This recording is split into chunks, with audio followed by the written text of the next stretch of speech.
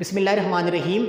आज हम James Hilton के novel Goodbye Mister Chips के चैप्टर नंबर 15 पर पहुंच चुके हैं। इससे पहले चैप्टर नंबर 14 में हमने कहानी को दो हिस्सों में डिस्कस किया था। उनमें से एक था mister chips second appointment at Brookfield और दूसरे नंबर पे था mister chips became acting head of Brookfield for the second time. और आज इस वीडियो के अंदर चैप्टर नंबर 15 में ये भी एक मुख्तसर सा चैप्टर है, तो इसमें भी कहानी को हम दो हिस्सों में डिस्कस करेंगे। एक होगा air Reds and shelling near Brookfield और दूसरे नंबर पर हम पढ़ेंगे एंड ऑफ वर्ल्ड वार 1। तो आप देखें air Reds and shelling near Brookfield. अगर आपको याद हो चैप्टर नंबर 14 में हमने देखा था कि मिस्टर चिप्स ने दोबारा से ब्रुकफील्ड स्कूल को ज्वाइन कर लिया है। ये 1914 से 1918 तक जो वर्ल्ड वार 1 के जो साल चल रहे थे, इन सालों के दौरान ब्रुकफील्ड स्कूल में चूँकि टीचर्स की बड़ी कमी हो चुकी थी और जो उन दिनों स्कूल के हेडमास्टर थे मिस्टर चैट्रिस जिनका नाम था, वो भी डायबिटिक थे, शुगर के मरीज़ थे, तो उनसे स्कूल का जो इंतज़ाम है वो नहीं चलाया जा रहा था। तो वो बहुत ज़्यादा कुछ स्टाफ की कमी थी, वैसे भी वो पेशेंट थे, तो वो फिर मिस्टर चिप्स के पास आए थे। मिस्टर चिप्स आप जानते हैं सड़क के दूसरी तरफ मिसिस विकेट के यहाँ रहता था, तो उन्होंने आके फिर मिस्टर चिप्स से रिक्वेस्ट की थी कि सर अगर आप दोबारा से ब्रुकफील्ड स्कूल को ज्वाइन कर लें तो मेरे लिए काफ़ी हेल्पफुल साबित होगा और स्कूल को चलाना मेरे लिए कुछ आसान हो जाएगा। तो मिस्टर चिप्स ने फिर उसकी रिक्वेस्ट पर ब्रुकफील्ड स्कूल को दोबारा से ज्वाइन कर लिया था और ये बात है 1916 की। 1913 में वो रिटायर हुआ था, तो तकरीबन 2.5-3 सालों के बाद दोबारा से उसको मौका मिला ब्रुकफील्ड स्कूल को ज्वाइन करने का। और जब ये दोबारा स्कूल में गया 1916 में, तो इसकी एज हो चुकी है कुछ 68 ईयर्स, यानी काफ़ी बूढ़ा हो चुका है। लेकिन जो मिस्टर चैट्रिस थे उन्होंने मिस्टर चिप्स को कोई ज़्यादा इनके ऊपर बर्डन नहीं डाला, यानी ऐसे 1-2 लैटिन और रोमन हिस्ट्री की कोई 1-2 क्लासेस इसको दी गई और साथ जो स्कूल के जो इंतज़ामी मामलात थे उनमें चूँकि मिस्टर चैट्रिस को किसी सीनियर उस्ताद की मदद की ज़रूरत थी, तो वो मिस्टर चिप्स ने उनके साथ कुछ काम किया, तो ज़्यादा बर्डन नहीं था। मिस्टर चिप्स ज़िंदगी में पहली मरतबा अपने आप को इतना इम्पोर्टेंट फील कर रहा था, तो वो सुबह 10:30 बजे उठता, अपना कोट शूट पहनता, मफलर पहनता और स्कूल में चला जाता। वहाँ पे जो 1-2 क्लासेस इसको मिलती वो पढ़ाता, स्कूल के जो इंतज़ामी मामलात थे उनको डील करता। तो ऐसे करके कुछ साल मतलब कुछ महीने ऐसे करके गुजर गए और उसके बाद 1917 में ये जो मिस्टर चैट्रिस थे इनकी भी डेथ हो गई। तो उसके बाद फिर मिस्टर चिप्स को जो बोर्ड ऑफ गवर्नर्स के लोग थे उन्होंने इनसे रिक्वेस्ट की कि सर आप रेगुलर हेडमास्टर बन जाएं, तो इसने ये कहकर इनकार कर दिया था कि मैं 68 ईयर्स मेरी एज है, तो मैं इस उम्र में अपने आप को इस काबिल नहीं समझता कि एक रेगुलर हेडमास्टर के तौर पर काम करूं। ये तो ऐसे जिस तरह जंग के दिनों में कुछ छोटे जो फौजी होते हैं उनका तुक्का लग जाता है और वो मेजर और कर्नल के ओहदे पर उनको प्रमोट कर दिया जाता है, तो इस तरह करके मेरा भी ये तुक्का लग गया है कि मुझे 68 ईयर्स की एज में दोबारा से ब्रुकफील्ड स्कूल में काम करने के लिए बुलाया गया है, तो मैं इस काबिल अपने आप को नहीं महसूस करता कि मैं एक रेगुलर हेडमास्टर बनूं।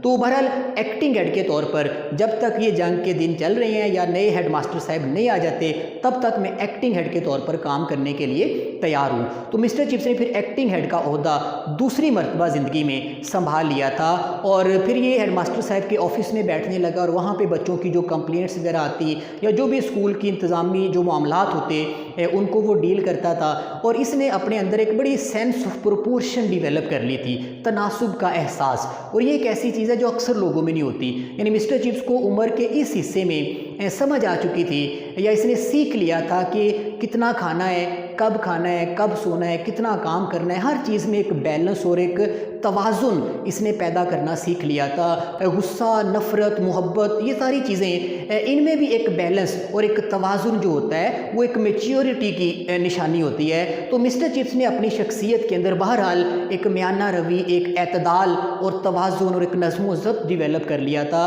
और बड़ा स्मूथली उसकी ज़िंदगी के जो बाकी दिन हैं वो गुजर रहे थे। और फिर आपने देखा कि इसने जो बेयोनेट प्रैक्टिस, ये संगीन बाजी जिसे कहते हैं, उसके बारे में एक इसने रिमार्क्स दिए थे कि ये इंसानों को मारने का बड़ा ही वल्गर तरीका है, vulgar way of killing people. तो इस पर लोगों ने फिर मिस्टर चिप्स के लिए एक एडजेक्टिव इस्तेमाल करना शुरू किया था और वो था प्री वार, यानी लोग इसको कहने लगे थे कि ये जंग से पहले का आदमी है, ये जंग से पहले की दुनिया में रहता है। तो ये वाली इन्फॉर्मेशन हमने चैप्टर नंबर 14 में हासिल की थी। और अब चैप्टर नंबर 15 में जो सबसे पहली हेडिंग हम बना रहे हैं वो है air Reds and shelling near Brookfield. तो एक दिन ऐसे होता है 1917 की बात है, फर्स्ट वर्ल्ड वार पूरे उरूज पर थी। मिस्टर चिप्स अपनी जो 4th क्लास थी उसको लैटिन पढ़ा रहा होता है। लैटिन हिस्ट्री का कोई टॉपिक चल रहा होता है जूलियस सीजर के बारे में। ये रोम का एक बड़ा बादशाह गुजरा है जो अपनी बहादुरी और फतूहात की वजह से बहुत मशहूर था। तो उसके बारे में कोई टॉपिक चल रहा होता है क्लास में, और इस दौरान ये होता है कि बाहर बमबारी होना शुरू हो जाती है और उधर से जर्मनी के जंगी जहाज़ आते हैं, वो इंग्लैंड के ऊपर इस इलाके में बमबारी करते हैं और बड़ा खौफनाक वो मंजर होता है। यानी बमों के गिरने की आवाज़ आ रही है, ऊपर से वो जो जंगी जहाज़ों का जो शोर है वो आ रहा है, बड़ा एक क़यामत खेज किस्म का वो मंजर था। इस दौरान मिस्टर चिप्स क्लास ले रहा था, तो वो जो बच्चे क्लास में बैठे हुए थे वो भी सारे डर गए। वो बमबारी इतनी करीब हो रही थी कि बच्चों को ऐसे लग रहा था जैसे अभी कोई बम हमारी क्लास के ऊपर भी गिरेगा और हम सारे मारे जाएंगे। बिल्कुल डर चुके थे बच्चे। लेकिन मिस्टर चिप्स नहीं डरा, मिस्टर चिप्स खौफजदा नहीं हुआ। इसने उल्टा उन बच्चों को मोटिवेट किया, उनका हौसला बढ़ाया और उनको कहा कि ये जो बाहर शोर हो रहा है ना, इसको अहमियत देने की ज़रूरत नहीं है। यानी चीज़ों की अहमियत का अंदाज़ा उनकी आवाज़ या उनके शोर से नहीं लगाया जा सकता। कुछ चीज़ें शोर ज़्यादा पैदा करती हैं लेकिन वो बड़ी गैर अहम चीज़ें होती हैं। लिहाजा ये जो कुछ भी बाहर हो रहा है इसको होने दो, आप अपनी क्लास की तरफ, अपने लेसन की तरफ तवज्जो रखो। ये जो हम कर रहे हैं इस क्लासरूम में बैठकर, ये ज़्यादा अहम काम है और इसकी अहमियत ऐसे कम नहीं हो सकती कि कोई बदबूदार ताजर, कोई स्टिंक मर्चेंट उठे और वो अपनी लेबॉर्ट्री में कोई तरह तरह के केमिकल बॉम्ब तैयार करे और उन बमों को फिर इंसानों के ऊपर फेंका जाए, इंसानों को मारने के लिए जंगों में इस्तेमाल किया जाए। तो इस तरह के किसी स्टिंक मर्चेंट की हरकत की वजह से हमारा ये जो काम है जो कि इतना अहम है, सदियों से बड़ी अहमियत का हामिल है, ये एकदम अपनी अहमियत खो दे, ऐसे नहीं हो सकता। यानी वो असल में स्टिंक मर्चेंट कह रहा था उन साइंसदानों को जो केमिकल वेपन्स तैयार करते थे, नए नए हथियार बनाते थे। उन दिनों में जब फर्स्ट वर्ल्ड वार चल रही थी तो ये भी एक बड़ा कल्चर था, ये भी एक बड़ी रेस लगी हुई थी नए नए हथियार बनाने की। ब्रुकफील्ड स्कूल के अंदर भी एक साइंस के टीचर थे, बुरो उनका नाम था। वो भी अपनी लेबॉर्ट्री के अंदर घुसे मुख्तलिफ तरह के केमिकल्स के ऊपर तजुर्बे करते रहते थे। कोई नया बम बनाने की वो कोशिश में थे, कोई ऐसा बम जो इंग्लैंड को जर्मनी के ऊपर बर्तरी दिला दे। तो वो जो टीचर थे, साइंस टीचर बुरो जिनका नाम था, उनके कपड़ों से बड़ी केमिकल की बदबू आती रहती थी हर वक्त। वो जब भी किसी गैलरी और कॉरिडोर से गुजरते तो वो पता चल जाता था कि यहाँ से मिस्टर बोरो गुजर कर गए हैं, इतनी ज़्यादा उनके कपड़ों से केमिकल्स की बदबू आती थी। तो इसलिए मिस्टर चिप्स ने जो स्टिंक मर्चेंट वाला लफ्ज़ इस्तेमाल किया, वैसे तो उसने सारे साइंसदानों के लिए किया, लेकिन वो जो बच्चे थे वो घबराए हुए थे, लेकिन थोड़ी सी उनके चेहरों पर मुस्कुराहट आई इस लफ्ज़ को सुनकर, स्टिंक मर्चेंट। यानी उन्होंने समझा कि मिस्टर चिप्स ने असल में उनके जो साइंस टीचर हैं मिस्टर बोरो, उनको स्टिंक मर्चेंट कहा है। तो ये मिस्टर चिप्स का एक नया जोक बन गया। तो बच्चे हंसे, मुस्कुराए, लेकिन वो जो खौफ था वो बहरहाल उनके ऊपर तारी था। और मिस्टर चिप्स ने उनको कहा कि ठीक है, बम गिर रहे हैं, अगर हम यहाँ से निकल के बाहर को भागेंगे तो फिर भी तो हमारे ऊपर कोई बम गिर ही सकता है, फिर भी तो हम मार ही सकते हैं। तो अगर मरना ही है, ये हमारी तकदीर में लिखा हुआ है, तो फिर क्यों ना कुछ अच्छा करते हुए मरा जाए। लिहाजा हम ऐसे करते हैं, हम अपना काम जारी रखते हैं, पढ़ते हैं। तो कोई बच्चा ऐसा है जो वॉलंटरीली रज़ाकाराना तौर पर उठे और ये लेसन मैं बताता हूँ इसको पढ़े, इसकी रीडिंग करे। तो एक बच्चा था, उसका नाम था मेनार्ड। बड़ा मोटा ताज़ा सा वो बच्चा था, लेकिन बड़ा बहादुर भी था, गुस्ताख सा भी था, थोड़ा तिखा था वो बच्चा। उस बच्चे ने हाथ खड़ा कर दिया कि सर मैं पढ़ता हूँ सबक। तो उसको मिस्टर चिप्स ने कहा कि ये पेज नंबर 40 खोलो और जो सबसे आखिरी लाइन है उससे पढ़ना शुरू कर दो ऊंची आवाज़ के साथ। तो वो बच्चा खड़ा और उसने किताब खोली और पढ़ना शुरू कर दिया ऊंची आवाज़ के साथ। जितना उसका वॉल्यूम था वो पढ़ी जा रहा था, और उधर बाहर बमों की आवाज़ आ रही थी, गोले गिर रहे थे और जहाज़ों का शोर वो उधर से आ रहा था, और इधर से ये जो बच्चा था ये फुल ऊंची आवाज़ के साथ मतलब वो रीडिंग करी जा रहा था। तो बड़ा ज़बरदस्त क्लास के अंदर एक एक्साइटमेंट और जोशो खरोश वाला माहौल पैदा हो चुका था। सारे बच्चों का ध्यान वो बाहर से हट के ये जो बच्चा लेसन पढ़ रहा था ऊंची आवाज़ के साथ इसकी तरफ हो चुका था। तो इस तरह करके मिस्टर चिप्स ने अपनी क्लास को उस दौरान इंगेज रखा। यानी बच्चों को बहुत ज़्यादा घबराने नहीं दिया, अपने काम में मसरूफ़ रखा।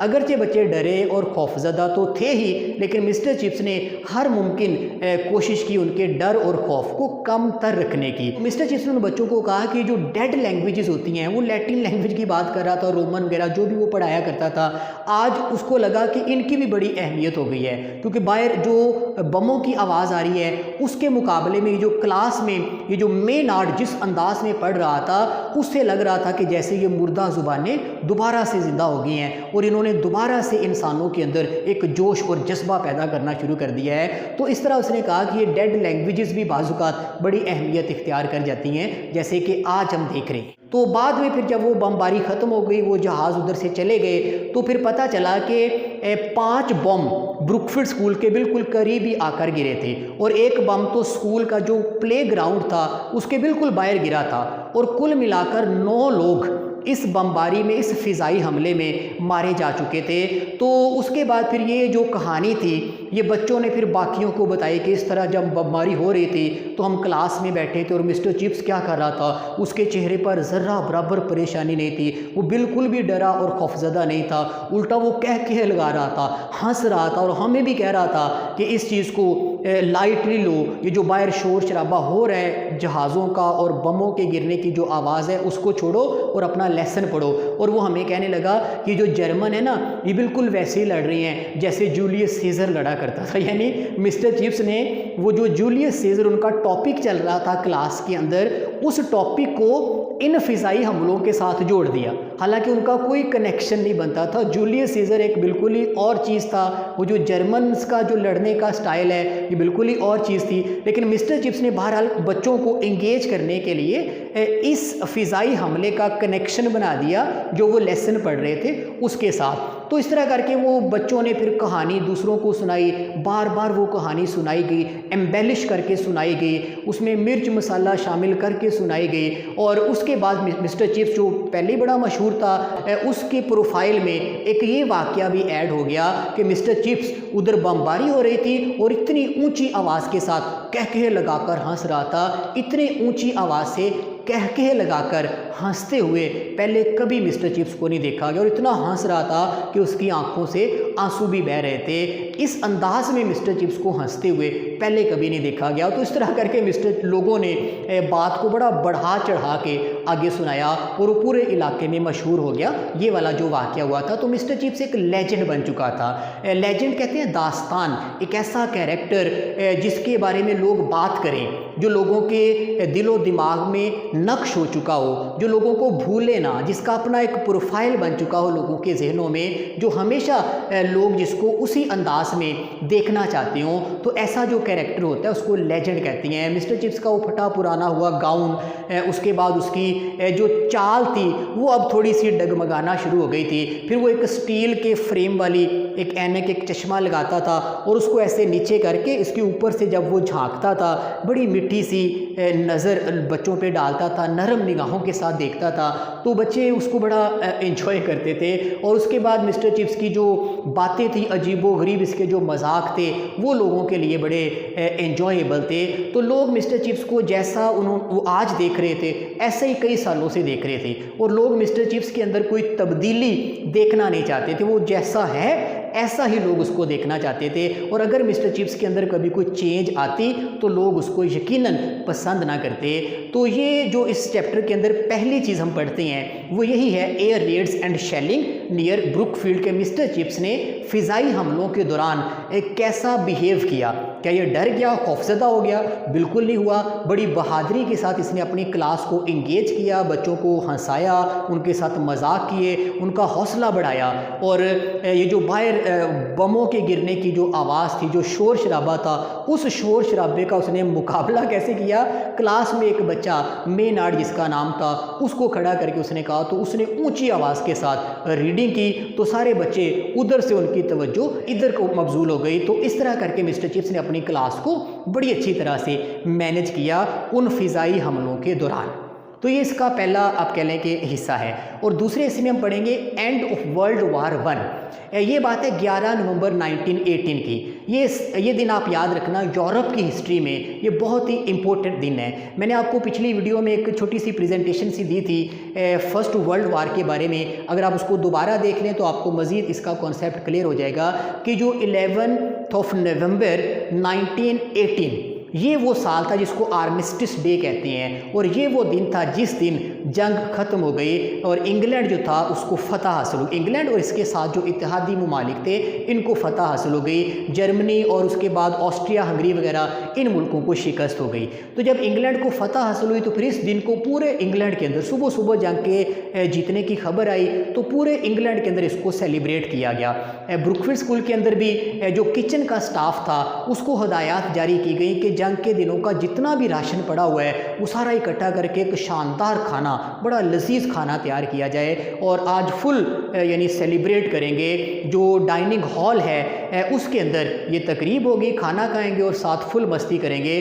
तो वो बड़ा ज़बरदस्त खाना तैयार किया गया और उस दिन डाइनिंग हॉल के अंदर गाने गाए गए, डांस किया गया।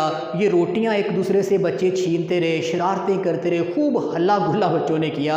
यानी वो दिन बहरहाल इंग्लैंड की तारीख का एक सेलिब्रेशन का दिन था। एक बड़ी जंग में उन्होंने फ़तह हासिल की थी। तो वो पूरा हल्ला गुल्ला जब उस हॉल में जारी था, बच्चे एंजॉय कर रहे थे।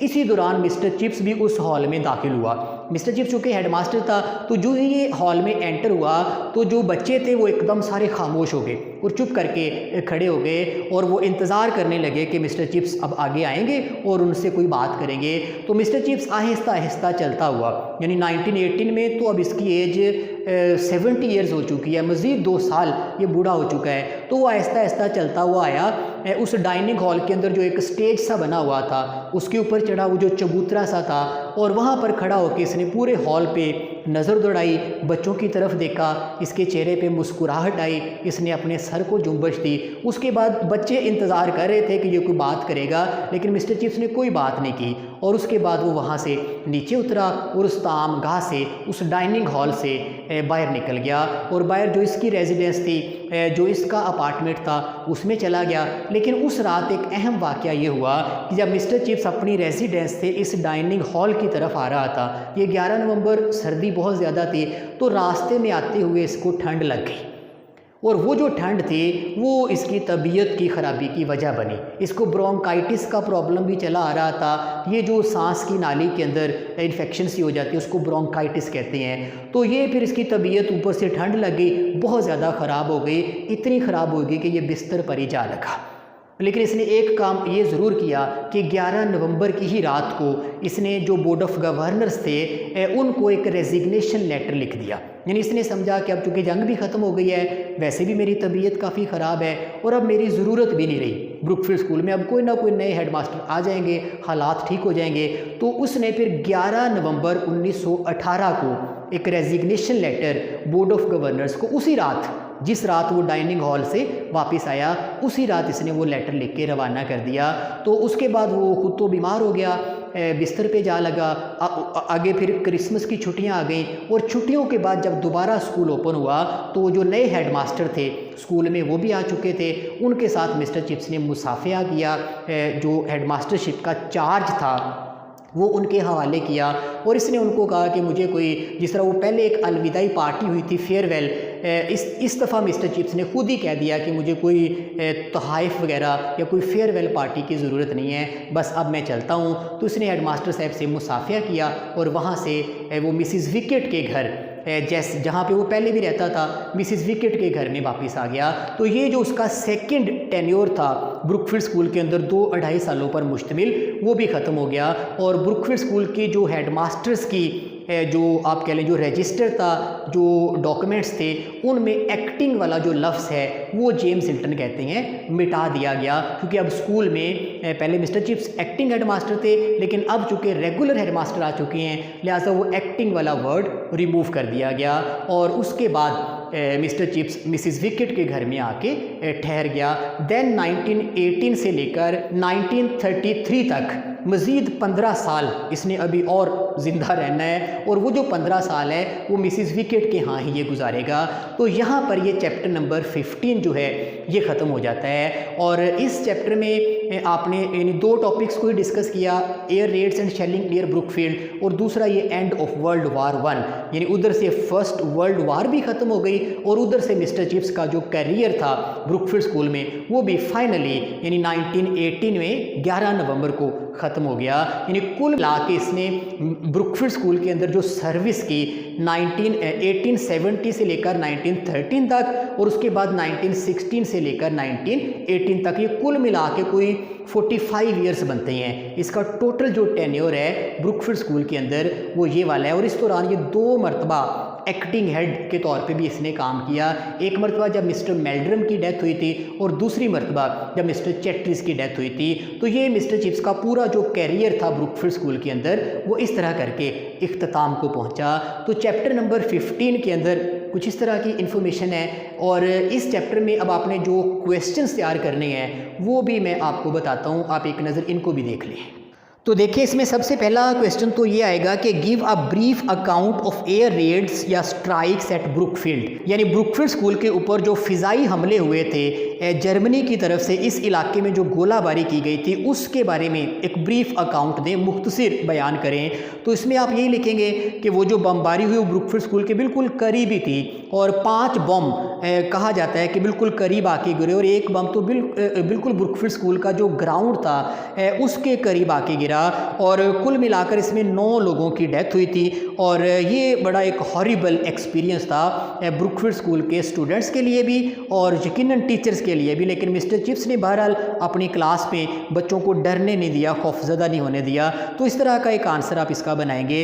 और जो दूसरा क्वेश्चन है ये कई तरह से पूछा जा सकता है कि how did Chips take his class during the shelling के दौरान मिस्टर चिप्स ने अपनी क्लास कैसे ली, या how did Chips keep up the spirits of the boys during the shelling के दौरान मिस्टर चिप्स ने लड़कों का जो जज्बा था उसको कैसे बुलंद रखा, यानी उनको डरने और खौफजदा नहीं होने दिया कैसे, या how did chips encourage his students during the air Reds, इसने फ़िज़ाई हमलों के दौरान अपने स्टूडेंट्स को कैसे एनकरेज किया, कैसे उनकी हौसला अफजाई की, या what was chips reaction against the air red near his class, तो इसकी क्लास के करीब ही जो फ़िज़ाई हमले हुए उनके बारे में मिस्टर चिप्स का क्या रद्द अमल था, या describe the horrors of air red eight Brookfield, तो जो भी ये फ़िज़ाई हमले हुए इनकी पूरी तफसीलात जो इनकी वजह से डर और खौफ और पैनिक क्रिएट हुआ उसके बारे में कुछ बताओ।